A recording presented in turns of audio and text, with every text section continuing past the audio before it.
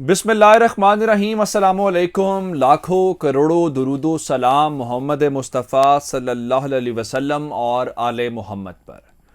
मैं हूँ उमर दराज गोंदल और आप मेरा यूट्यूब चैनल देख रहे हैं। नाजरीन, आज जो मैं खबर आपके सामने लेके आया हूँ, पता नहीं कि वो पाकिस्तान के लिए खुशखबरी है, पता नहीं कि वो पाकिस्तान के लिए एक नया इम्तिहान भी साबित हो सकता है।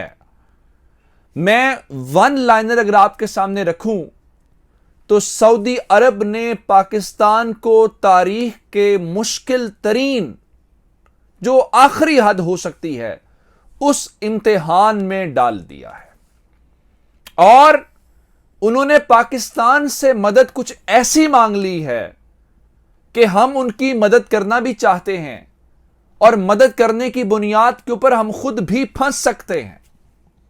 हमने माजी में तजर्बा किया हुआ कैसा, और ये बात ऐसे लेवल पे नहीं है जहां पे मैं आपको ये लग रहा हो कि जी यमन के अंदर उन्होंने कहा कि फौज हमें दे दो या ये जो यमन के हौसी हैं, बिल्कुल भी ऐसा नहीं है।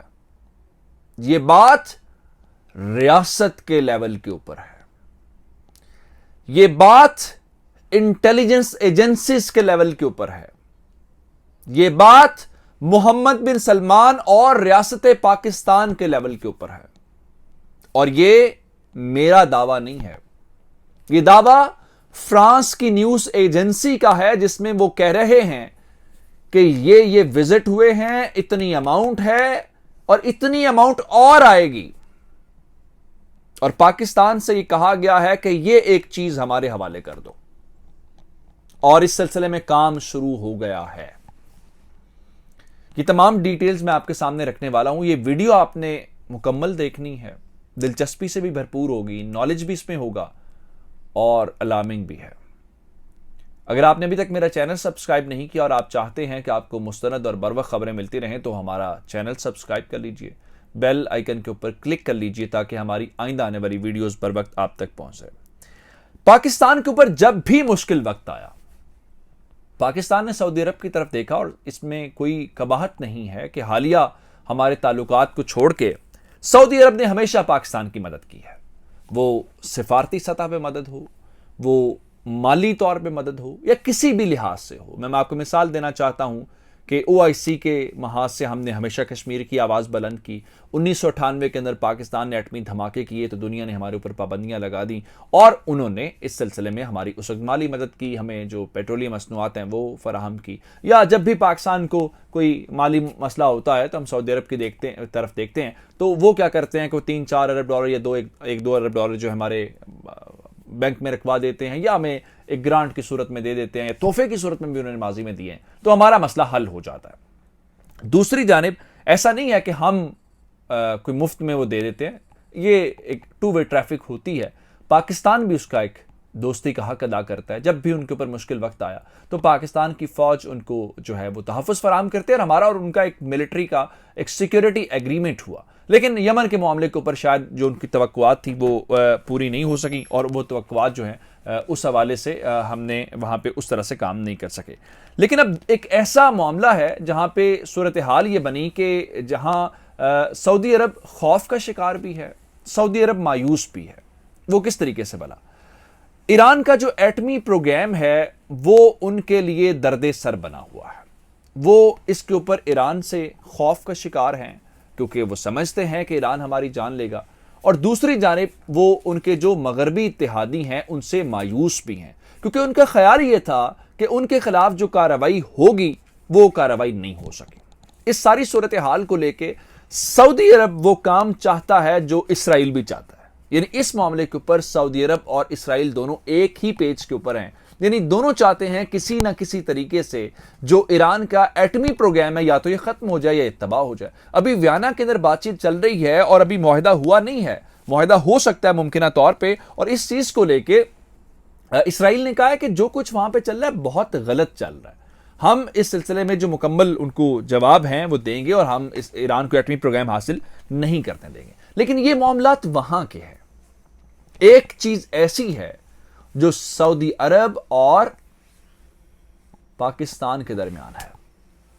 पाकिस्तान एटमी कुव्वत है, ایٹمی صلاحیت ہے پاکستان کے پاس، اور الحمدللہ اسلامی دنیا کی واحد طاقت ہم ہیں۔ میں آپ کے سامنے فرانسیسی نیوز ایجنسی کی خبر رکھ دیتا ہوں۔ ان کے مطابق یہ جو پچھلا مہینہ گزرا ہے دسمبر کا، 8 دسمبر کو 2021 کے اندر ان کے جو انٹیلیجنس چیف ہے ملک کے، جس طرح ہماری خفیہ ایجنسی ISI ہے، ان کی جو مین ایجنسی ہے، جو انٹیلیجنس چیف ہے، خالد بن علی الحمیدان، انہوں نے پاکستان کا دورہ کیا ہے، اور اس نیوز ایجنسی جس کا نام انٹیلیجنس آن لائن ہے، اس کے مطابق ان کی ملاقات پاکستان کے DGISI لیفٹیننٹ جنرل فیض حمید کے ساتھ اور لیفٹیننٹ جنرل ندیم انجم کے ساتھ ملاقات ہوئی ہے۔ میں اس خبر کو یہاں پہ روکنا چاہتا ہوں۔ میں آپ کو تھوڑا عرصہ پہلے جو خبر میں نے خود بھی آپ کو دی تھی، اس خبر کی طرف لے کے جانا چاہتا ہوں، پھر اگلی بات بتاؤں گا۔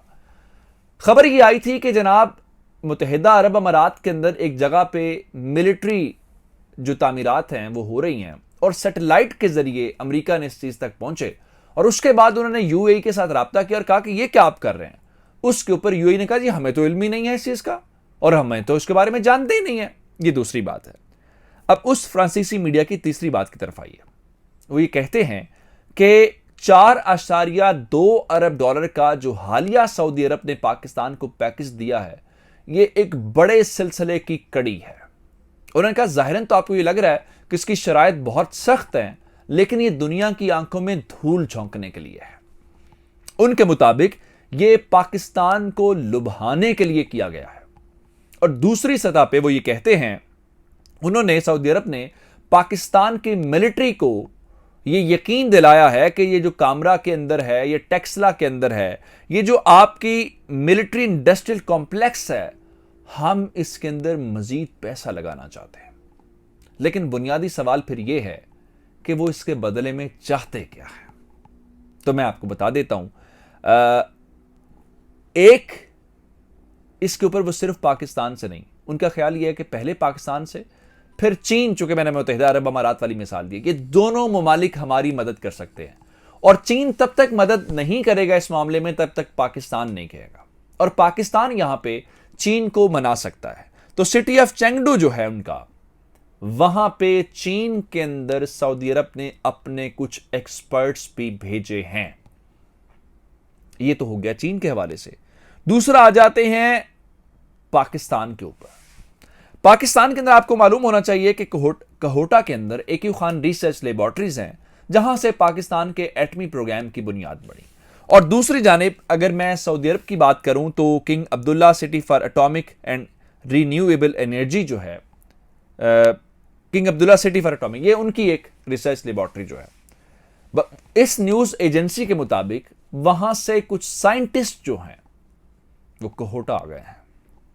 ایک جانب چین کا وزٹ، دوسری جانب کہوٹا کے اندر، اور ان کے مطابق یہ جو خالد بن علی الحمیدان ہیں، یہ اس چیز کے لیے آئے تھے کہ ہمارے یہ جو سائنٹسٹ ہیں آپ ان کو ٹرین کریں اور پروٹیکٹ کریں، اور اس کے بدلے میں ہمیں یہاں سے کچھ ایکسپرٹس چاہیے، چین سے اور پاکستان سے، اور ہم یہ چاہتے ہیں کہ انٹیلیجنس ایجنسی ISI جو ہے وہ اس کے اوپر کام کرے، اور ان لوگوں کو سعودی عرب کے اندر پروٹیکٹ کیسے کرنا ہے وہاں پہ بھی ہماری مدد کی جائے۔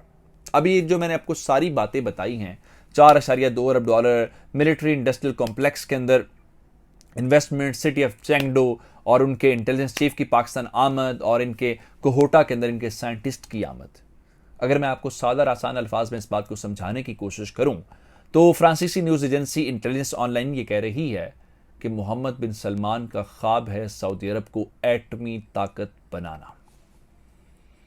یہاں تک تو بات ٹھیک ہے، لیکن محمد بن سلمان کا ایٹمی طاقت بنانے کا خواب شرمندہ تعبیر کیسے ہو سکتا ہے، یہ اصل سٹوری ہے۔ اور ان کا خیال یہ ہے کہ پاکستان کی خفیہ ایجنسی یہ کام کر سکتی ہے، اور پاکستان کے ایٹمی سائنسدان اور پاکستان کی جو ایٹمی صلاحیت ہے اور پاکستان کی جو قابلیت ہے، اس کے فائدہ اٹھا کے ہم مدد کر کے ایران کا بھی مقابلہ کر سکتے ہیں، اور ہم اپنا ایٹمی پروگرام کھڑا کر سکتے ہیں، اور سعودی عرب ایٹمی طاقت بن سکتا ہے۔ یہ ہے وہ اصل چیز جو پاکستان سے مانگی گئی ہے۔ یہ ہے بحران، یہ ہے امتحان، کیونکہ ہم نے ماضی میں بھی کرائسس فیل کیا، فیس کیا. اگر اب ہو گیا تو کیا ہوگا؟ مجھے عمر دراز گوندل کو فیس بک، ٹویٹر، انسٹاگرام کے اوپر فالو کر سکتے ہیں. میرا یوٹیوب چینل سبسکرائب کیجیے گا. آپ کی اس باتوں کا بہت شکریہ. خدا حافظ.